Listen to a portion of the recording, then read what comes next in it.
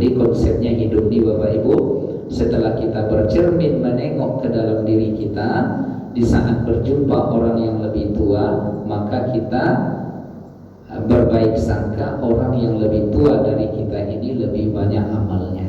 Di saat kita berjumpa dengan orang yang lebih muda dengan kita daripada kita berbaik sangka orang ini lebih sedikit maksiatnya daripada kita, sehingga kita hanya sibuk dengan diri sendiri, tidak sibuk dengan orang lain. Nah, itulah yang disebut dengan tawadhu. Jadi tawadhu itu bukan jalan nunduk-nunduk, bukan bahasa lembut-lembut, tidak Bapak Ibu, tetapi lebih kepada rasa melihat diri dan memandang orang lain.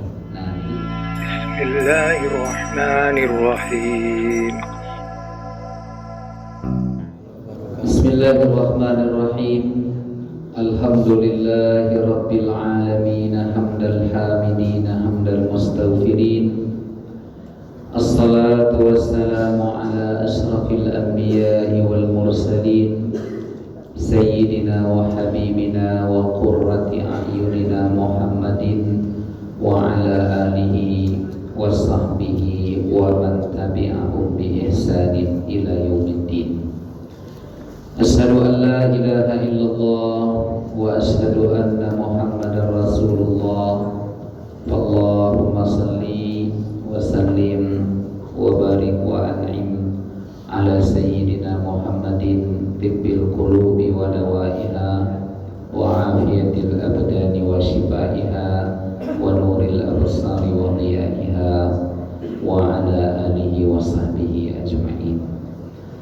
Alim ulama, cerdik pandai, tokoh masyarakat, ayah bunda, orang tua kami, besar tak disebut gelar, kecil tak dihimbau nama, umumnya hadirin hadirat, tamu-tamu Allah, sidang jamaah fardu zuhur yang dimuliakan oleh Allah.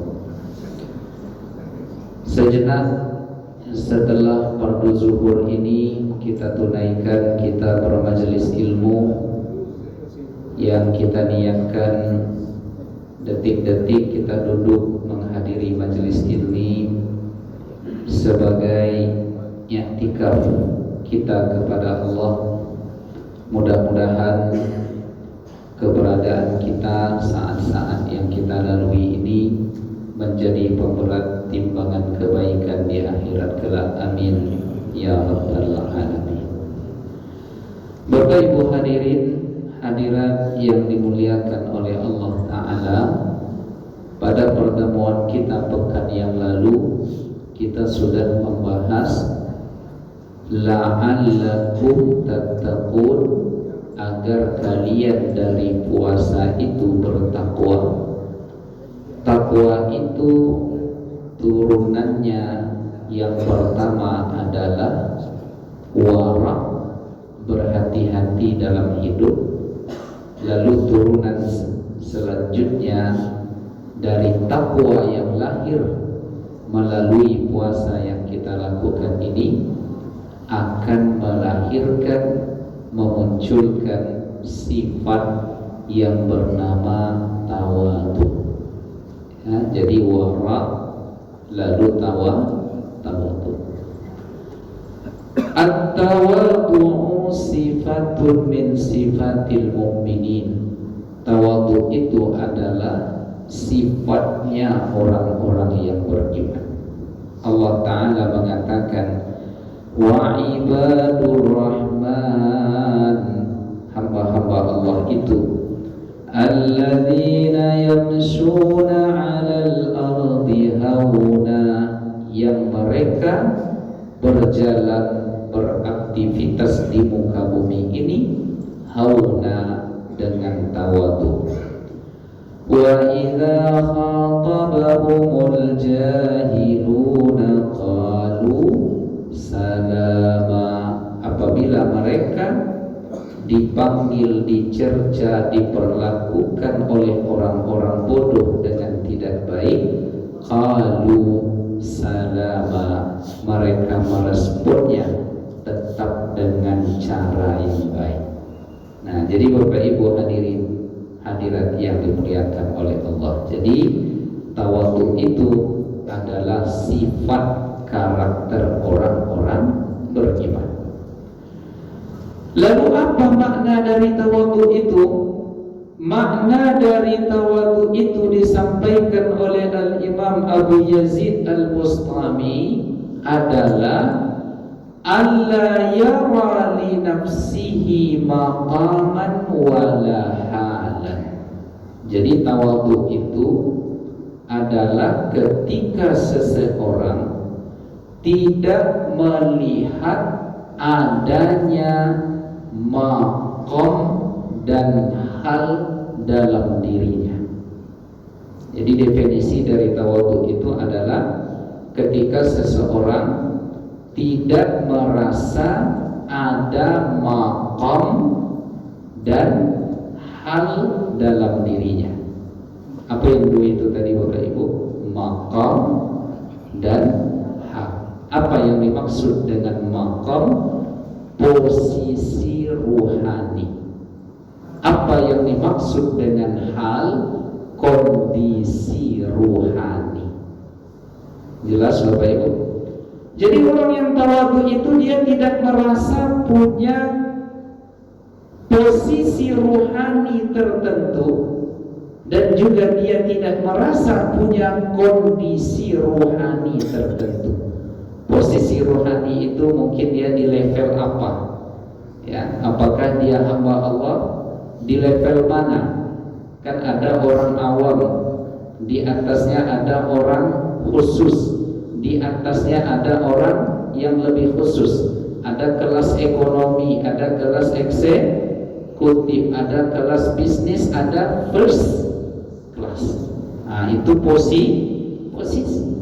Nah, dia tidak merasa punya posisi istimewa di hadapan Allah, sebagaimana dia juga tidak merasa punya kondisi ruhani yang istimewa. Kondisi ruhani itu umpamanya ini bapak kita ini dalam kondisi ruhani sabar, bapak kita ini dalam kondisi ruhani tawakal, bapak kita ini dalam kondisi ruhani yang taubat, bapak kita ini dalam kondisi ruhani yang seterusnya.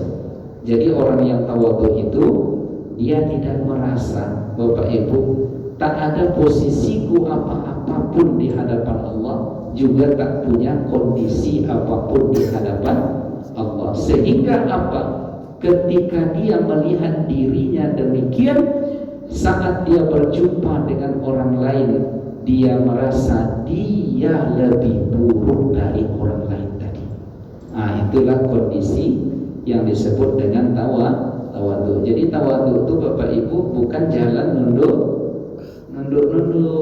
atau ketika bicara dia lembut, bukan gaya-gaya deso. Tahu deso Pak? Ya, gaya-gaya deso sederhana enggak begitu. Tetapi tawadhu itu adalah ketika dia merasa dia tidak punya posisi dan kondisi ruhani apapun di hadapan Allah, sehingga ketika dia memandang dirinya demikian, di saat berjumpa dengan orang lain dia tidak merasa lebih baik. Nah, jadi Bapak Ibu yang dimuliakan oleh Allah Ta'ala, saya punya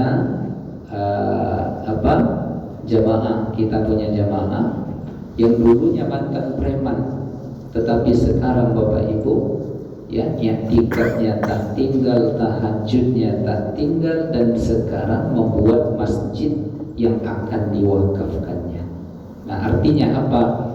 Jangan kita memandang seseorang itu dengan pandangan merendahkan, dia ahli maksiat, karena bisa jadi suatu saat dia mendapat hidayah. Nah, jadi konsepnya hidup di Bapak Ibu, setelah kita bercermin menengok ke dalam diri kita, di saat berjumpa orang yang lebih tua, maka kita berbaik sangka orang yang lebih tua dari kita ini lebih banyak amalnya. Di saat kita berjumpa dengan orang yang lebih muda dengan kita daripada kita berbaik sangka orang ini lebih sedikit maksiatnya daripada daripada kita, sehingga kita hanya sibuk dengan diri sendiri, tidak sibuk dengan orang lain. Nah, itulah yang disebut dengan tawadu. Jadi tawadu itu bukan jalan nunduk-nunduk, bukan bahasa lembut-lembut, tidak Bapak Ibu, tetapi lebih kepada rasa melihat diri dan memandang orang lain. Nah, jadi itu yang pertama. Nah, oleh karenanya disebutkan oleh Rasulullah sallallahu alaihi wasallam, apabila kita tawadu ini apa yang akan kita dapatkan? Nabi berjanji di dalam riwayat Imam Muslim, "Ma qasad sadaqatun min malin." Tidak akan pernah berkurang harta yang disedekahkan. Itu janji Nabi itu Bapak Ibu. Ya, bahkan selalu bertambah. Jadi kalau lagi banyak masalah kita, rezeki sulit, banyak hutang, coba perbanyak sedekah, infak. Jadi setiap pagi, setiap subuh ke masjid, coba bawa infak kita itu, maka kita akan dikejutkan oleh Allah Ta'ala dengan banyaknya tambahan nikmat. Maka ada ungkapannya itu Bapak Ibu, takkan berkurang harta yang disedekah, bahkan bertambah dia bertambah. Ya, jadi tidak akan pernah berkurang, bahkan dia selalu diberikan pertambahan dan pertumbuhan oleh Allah. Wa ma zadallahu 'abdan bi'afwin illa zulla. Tidaklah seseorang itu semakin banyak dia memaafkan orang lain, yang dia dapatkan hanyalah kemuliaan. Jadi kalau kita memaafkan orang lain, tidak akan mengurangi kehinaan kita dan kemuliaan kita. Jadi semakin kita memaafkan, justru pada saat itu Allah semakin memuliakan kita. Jadi artinya, ya maafkan saja orang lain, tak perlu dalam bahasa sekarang namanya baper. Ya, baper itu apa tuh Pak? Baper, bawa perasaan. Jadi kalau dalam bahasa Melayunya bekecik hati, tak disapa dia orang kecil hati. Ya, tak misalnya tak diundang bekecik hati, tak perlu itu kita hiraukan. Ya, karena itu bukanlah standar. Jadi maafkan orang lain, lepaskanlah hati kita. Jadi kata Pak Habibie, ya, ketika dia dikritik, dihinakan, dilecehkan, kenapa di zaman dia dulu lepas timur-timur, lalu dibuat karikatur, dibuat gambar tentang dia. Kata Pak Habibie, tak ngaruh katanya. Makan saya tetap enak, tidur saya tetap nikmat. Adapun orang yang kritik itu sudah aku lupakan, sudah dimaafkan. Nah, kalau sudah lempeng begitu jiwa kita Bapak Ibu, disitulah nanti kok makan batambu, kok lalok bakaru. Yang ketiga itu dosa disopi ya. Kok lolok bakaru, kok makan batambu, kok yang ketiga itu dosa. Ujungnya lasuh, tahu lasuh Pak? Yang orang Padang tahu. Nah, jadi maafkan saja, ya, nggak usah dimasukkan ke dalam hati. Artinya kalau kita memasukkan dendam benci ke dalam hati Bapak Ibu, kita sedang memasukkan kotoran sampah lekat di dalam hati yang bersih tadi. Akhirnya yang kotor adalah hati itu. Jadi sudah, ya, nggak usah dimasukkan ke dalam hati. Nah, lalu yang ketiga kata Nabi, wa ma tawadda'a ahadun lillahi illa rafa'ah. Tidaklah seseorang itu tawadhu dengan konsep yang kita sebutkan tadi, Allah sendiri yang akan mengangkat derajatnya. Jadi kita tidak perlu minta dimuliakan, ya, tetapi Allah sendiri yang mengangkat derajat.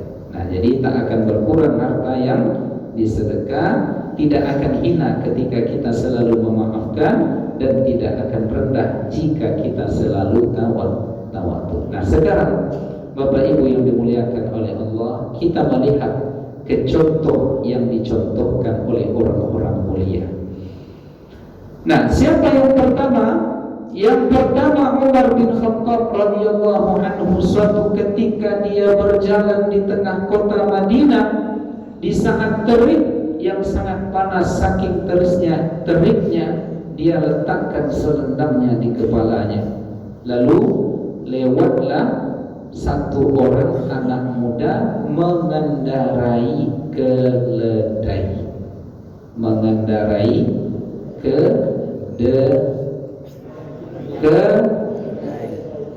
Keledai apa kedelai Pak? Agak-agak tata puluh keledai. Sengaja tadi itu ingin menengok Bapak Ibu masih konsen kan? Hanya kalau siang-siang banyak dia yang berzikir biasanya Bapak Ibu tertunduk kepadanya. Ya, jadi datanglah seorang pemuda mengendarai keledai, lalu kata Umar kepadanya, bawa aku menumpang. Tahu yang ternyata minta menumpang tadi Umar, fawasabal ghulam, laki-laki tadi ya meloncat dari keledainya, lalu dia mengatakan, irkab ya Amirul Mukminin, wahai pemimpin kami, presiden kami, silakan naik ya. Lalu saya yang akan menuntut tali kekalnya. Nah, apa kata Umar bin Khattab? Tidak. Kau menempatkan dirimu di tempat yang melelahkan, lalu engkau letakkan aku di tempat yang nyaman, tak boleh terjadi, kata Umar. Lalu bagaimana? Kau tetap naik, saya di belakang. Bayangkan Bapak Ibu, presiden yang menguasai sepertiga dunia di zaman Umar itu sudah ditaklukkan. Nah, apa yang dilakukan oleh Umar? Ya, sebenarnya bisa saja dia duduk di keledai itu sendiri, ya, yang si membawanya tadi menuntutnya, tetapi tidak bagi Umar. Apa kata Umar? Tidak boleh ini terjadi. Duduklah dia di belakang seorang rakyat biasa. Ketika masuk dia dengan keledai tadi, seluruh masyarakat di kota Madinah berdecak kagum melihat tawaduknya Umar bin Khattab. Nah, kalau kini kan banyak kalau naik motornya di pencitraan, tapi ternyata Umar bin Khattab bukanlah membuat pencitraan. Nah, kemudian contoh yang kedua Bapak Ibu, ternyata dalam tawaduk ini yang paling perlu kita kelola adalah niat. Jadi yang perlu kita kelola dalam tawaduk itu adalah niat. Nah, ini diceritakan oleh Imam Ibnu Sa'ad di dalam kitabnya Tabaqat. Apa kata Imam Ibnu Sa'ad? Bersumber dari Sabit Al-Bunani, kana Salmanul Farisi amiran alal madain. Jadi Salman Al-Farisi ditunjuk oleh Umar bin Khattab menjadi gubernur negeri Madain. Madain ini dulunya masuk wilayah negeri Syam, ya, yang sekarang pecah menjadi 4 negara: Palestina, Yordania, Lebanon, dan Suriah. Nah, jadi ada wilayah di daerah Suriah itu namanya Madain. Diangkatlah Salman Al-Farisi ini menjadi gubernur. Nah, ketika dia diangkat menjadi gubernur, dia datang ke pasar, ya, berbelanja, membeli kebutuhannya. Lalu apa yang terjadi Bapak Ibu yang dimuliakan oleh Allah? Tiba-tiba di kedai tempat dia belanja itu ada orang belanja barang agak banyak. Lalu ketika dia selesai membayar, nampak sama dia Salman Al-Farisi ini. Dikiranya Salman Al-Farisi ini tukang buruh yang mengangkat barang di pasar. Dipanggilnya, kamu yang duduk katanya, tolong angkat barang nengko ke rumah, nengko dan bayar katanya. Jadi yang disuruhnya rupanya gubernur. Tapi apa yang dilakukan oleh Salman Al-Farisi, sahabat Nabi ini? Diambilnya barang tumpah, dipanggulnya, ya.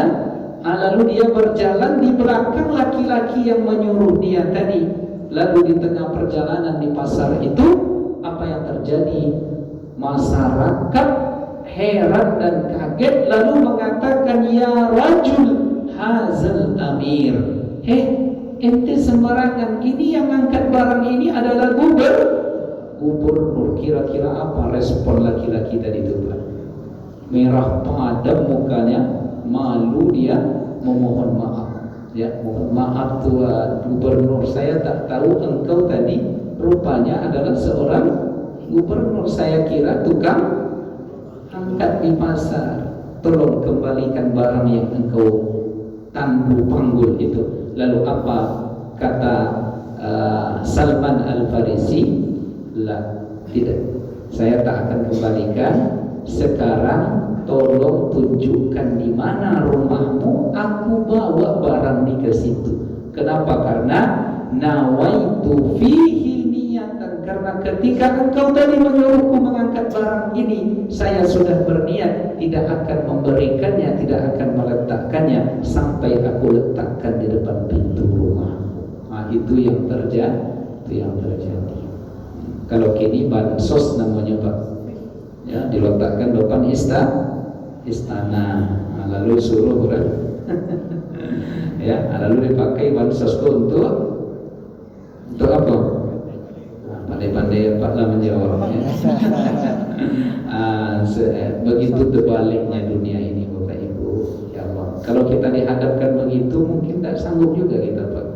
Ya, saya pernah di fakultas itu waktu itu dikira mahasiswa sama salah seorang wali murid, wali mahasiswa. Mungkin karena wajah saya ini masih agak baby face mungkin lah ya. Ya Bu, dikira sih mahasiswa. Di bawah jawab Pak. Nah, sekolah aja. Mana ruangan dekan gitu. Itu kalau tak pandai Pak mengelola hati itu tersungging tuh Pak. Ya, masa awak lah doktor, dosen, kini ketua An-Nur boleh lah kan? Ya, macam-macam. Adik disuruh sekolah di bawah nyawa, ya. Padahal tidak berani orang mewahangkan awak, ya.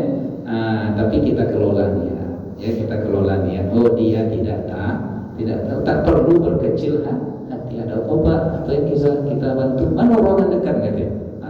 Saya tunjukkan, ya.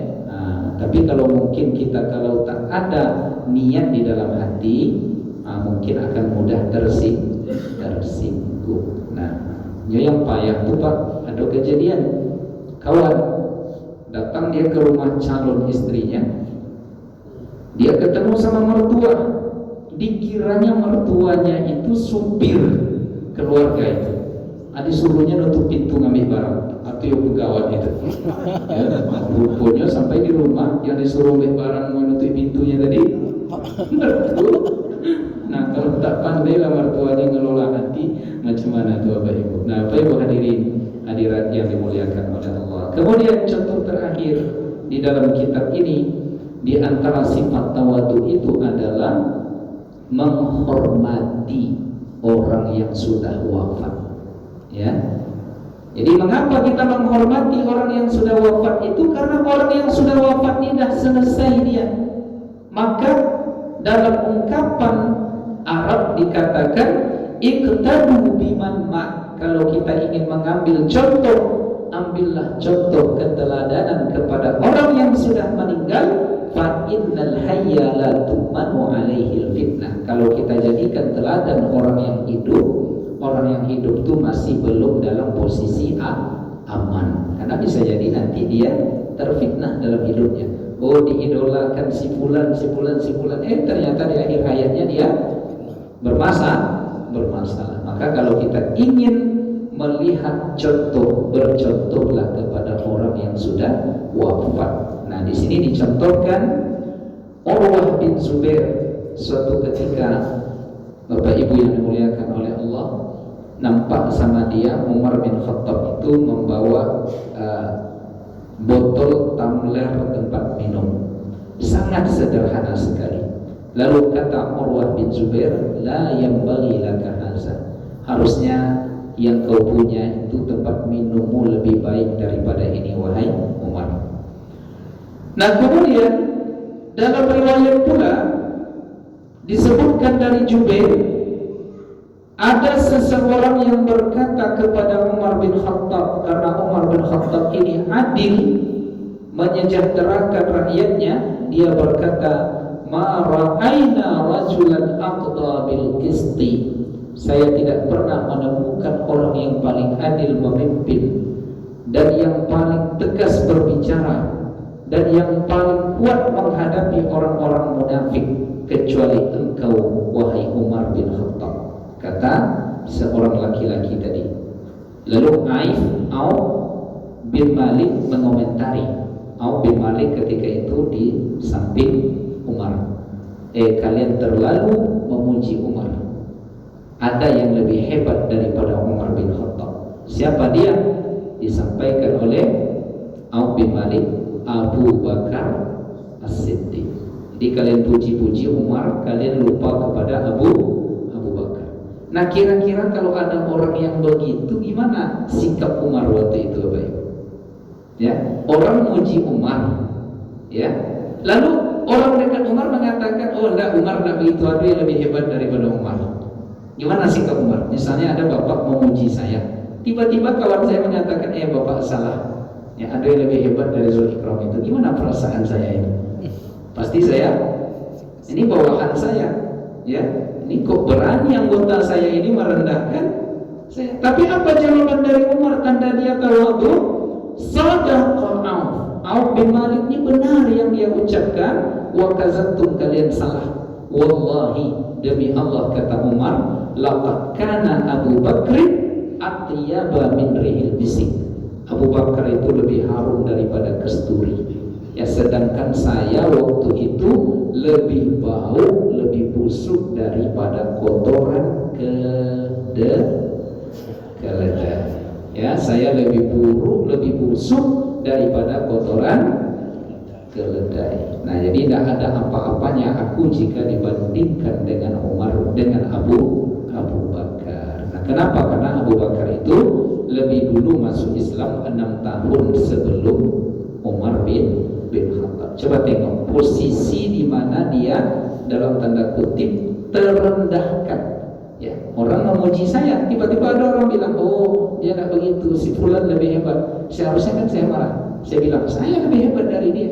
Tidak, rupanya terjadi pada Umar bin Khattab. Kata dia, Abu Bakar itu benar, Auf ini benar. Abu Bakar itu lebih hebat, lebih bagus daripada saya. Dia sudah seperti minyak wangi, sedangkan saya dulunya lebih buruk, lebih kotor daripada kotoran keledai. Artinya maksud Umar, Abu Bakar itu sudah masuk Islam, dia masih jahiliyah. Begitulah tawadhunya Umar bin Khattab. Apakah rendah dia dengan begitu? Tidak, justru semakin diangkat oleh Allah. Maka kembali kita ke topik haji kita tadi, Bapak Ibu.